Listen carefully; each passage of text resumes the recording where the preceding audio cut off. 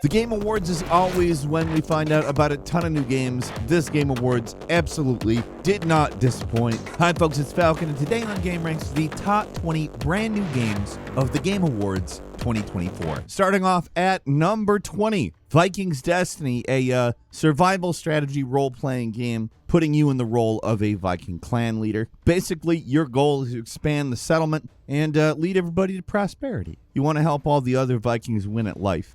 This game's going to have a dynamic season system, and the changing weather is going to significantly impact gameplay, particularly in the survival direction. Looks like an interesting game. Vikings Dynasty is coming to PC in 2025. At number 19 is As Thieves, a co-op heist adventure where you assemble a crew of skilled criminals to pull off high-stakes robberies. They're touting an adaptive AI system, which is interesting on account now that AI mania is happening. Games are talking about their AI again. Maybe NPC AI is about to get interesting again. That would be nice. As Thieves doesn't have a release date, but it's coming to PC, PS5, and Xbox Series.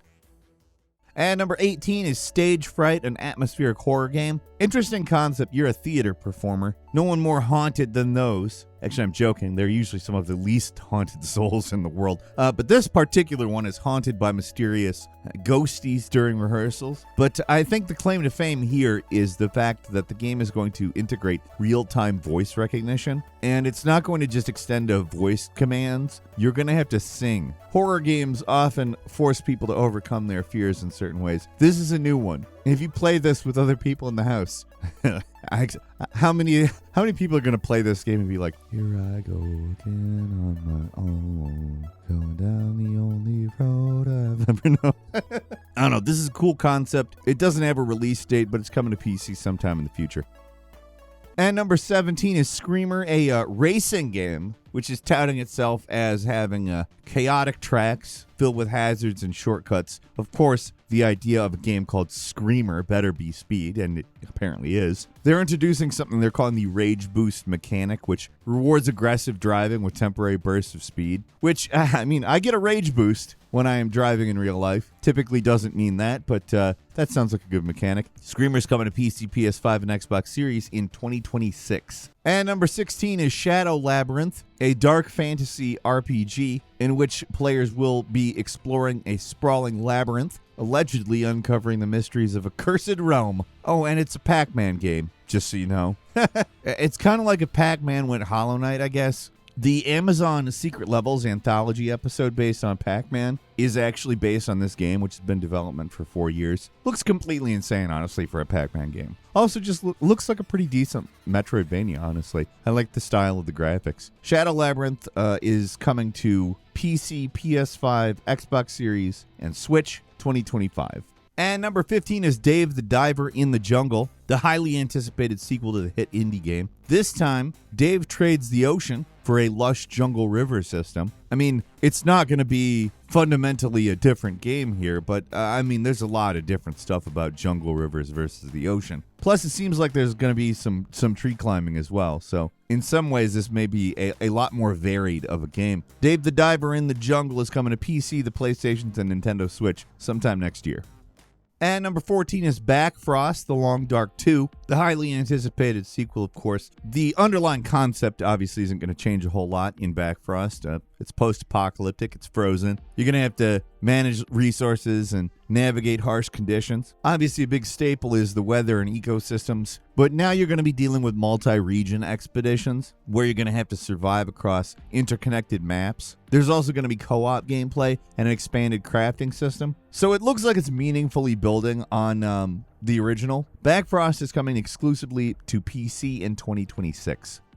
And number 13 is Solasta 2, the sequel to the highly acclaimed tactical RPG. Solasta obviously not abandoning the adaptation of tabletop RPG mechanics anytime soon. What they're intending to do here is make it so that there's deeper character customization. They're throwing in some new classes. But probably what sets it apart is the overhauled dungeon creation tools, making it so that players can craft and share intricate story-driven adventures with the community. And obviously, with tabletop roots, that's the way you want to go. That's what you want to develop as you make sequels to your successful RPGs. Solasta 2 is coming to PC sometime next year.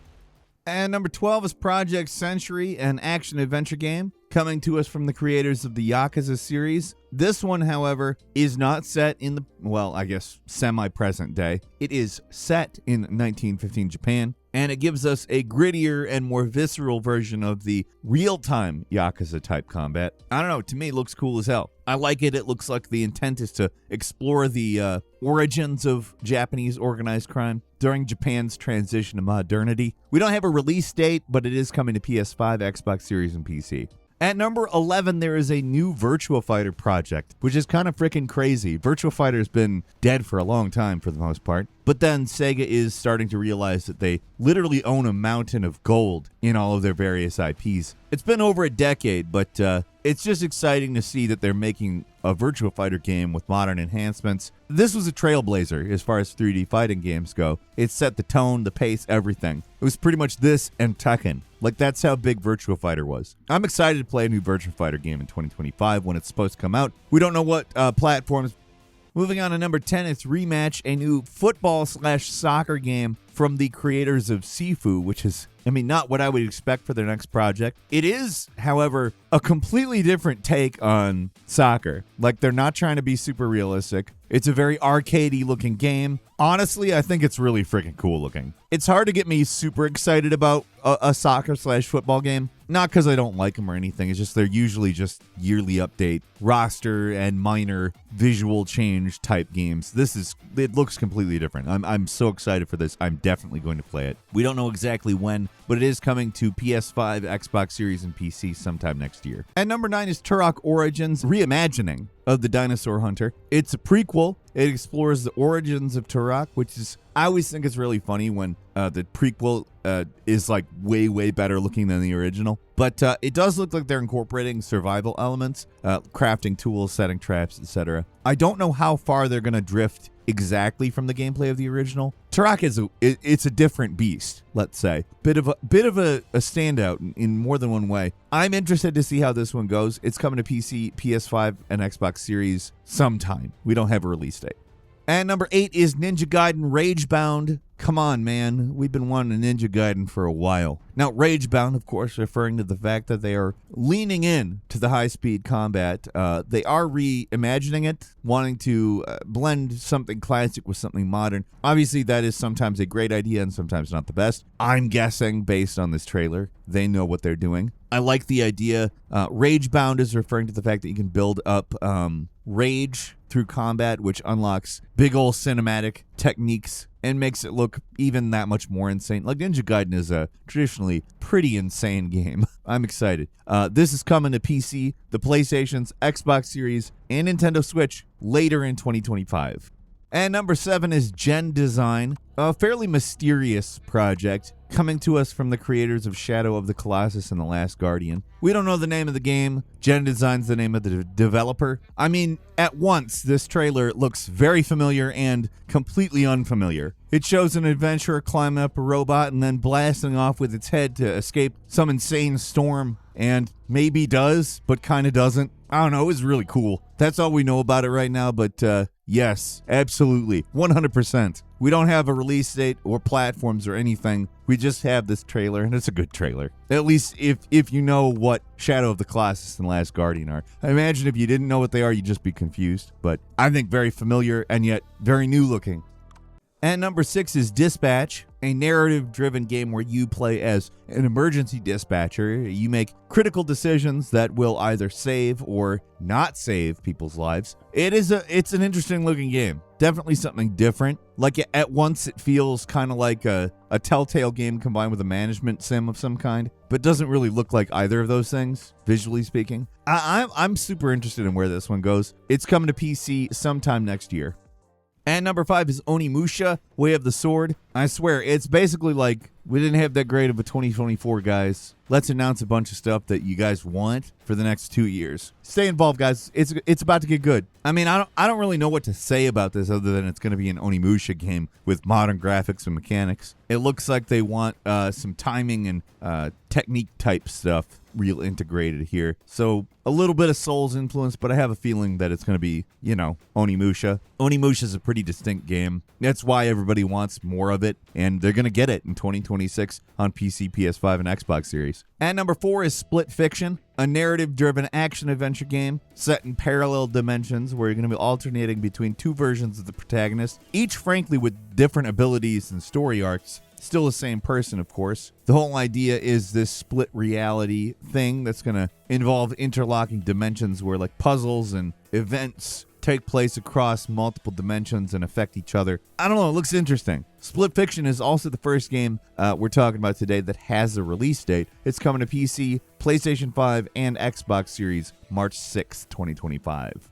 And number 3 is an Okami sequel. As if Onimusha and Ninja Gaiden weren't enough, we're getting a new freaking Okami game. A lot of information on this is under wraps. We just know it's coming at this point. But mythological storytelling, beautiful cel-shaded art, and intricate ways of interacting with the environment wrapped up into a heartfelt and mystical story. I'm all here for it. How could you not want more of this? Well, maybe you never played the original. It was a while ago, but man, was it a good game. I'm excited for an Okami sequel, let me tell you.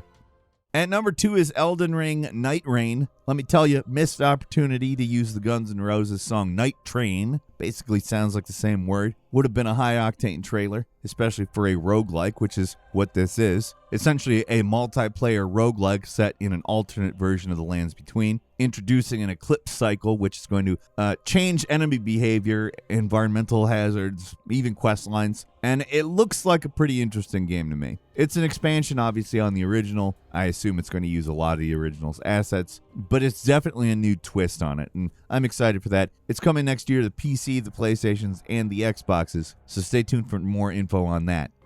And finally, at number 1, a brand new game / IP from Naughty Dog, a new sci-fi RPG called Intergalactic: The Heretic Prophet. Sounds pretty awesome, honestly. There's a big old interstellar theocracy, not always a good thing. Often bad. You're going to set that right, though, or at least set it different, I guess. Sounds like a lot of moral ambiguity type stuff going on here. But you're a renegade prophet, and they're dropping you into this big player-driven narrative type thing. You are going to be the spark that lights the fire, so to speak. You're going to cause some rebellion, my man. It's a big old galactic oppressive institution that you fight against story. Let's go, right? It's Naughty Dog. We don't have any kind of a release date, but it is a PS5 exclusive. I'm excited for it. Can't wait to hear more. I have a few bonus games for you. Kiora, an exploration adventure game where you're exploring this hand-painted world, unraveling the mysteries of an ancient civilization. Looks heavy on environmental storytelling. Coming out to PC, I don't have a date for that.